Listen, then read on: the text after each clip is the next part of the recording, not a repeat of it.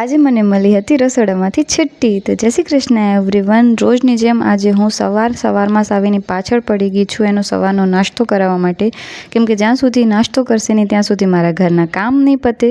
તો ઘરના બધા કામ પતાવી અને ફ્રી થઈને અમારા ઘરનું જે સીન છે તે કંઈક આવું હોય કે જ્યાં હું, મમ્મી અને ટ્વિંકલ નિત્યા અને સાવી સાથે થોડો સમય વિતાવતા હોઈએ છીએ।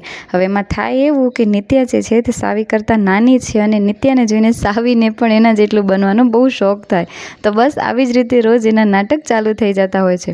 થોડો ટાઈમ રહીને નિત્યા તો સૂઈ જતી હોય છે, પણ સાવીની જે એનર્જી હોય તે હાઈ લેવલ ઉપર હોય, જે પૂરી થવાનું નામ જ નથી લેતી। અને એમાં એને આજે મળી ગયું હતું એના કાકીનું ટમ્બલર, જેને જોઈને કહેવા માંડી કે તાતી તાતી આજે તમારા ટમ્બલરમાંથી હું પણ પાણી પીશ। તો આજે મને મળી હતી રસોડામાંથી છુટ્ટી, કેમ કે એના પપ્પા અમને લઈ ગયા હતા બહારે નાસ્તો કરાવવા માટે। તો હું, સાવી અને એના પપ્પા આવી ગયા હતા બહારે સેન્ડવિચ ખાવા માટે। તો જ્યાં અમે સેન્ડવિચમાં ખાવા માટે ગયા હતા ત્યાં અમે ઘણા બધા ઓપ્શન જોયા અને હકીકતમાં સેન્ડવિચનો જે સ્વાદ હતો તે પણ બહુ જ સરસ હતો। તો સેન્ડવિચનો જે ઓર્ડર આપી અને અમે મંગાવ્યો હતો સાવી માટે ટમેટું, કેમ કે તેને સેન્ડવિચ ખાવું અલાઉડ નથી હોતું।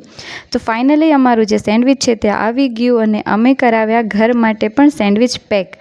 તો આ જ ટાઈમે અંજારનો જે નજારો હોય છે તે રાતમાં આવો હોય છે। તો બસ આજનો દિવસ જે છે તે પતી ગયો અને અમે મળીએ તમને આગલા વ્લોગમાં। See you, bye, take care, જય શ્રી કૃષ્ણ।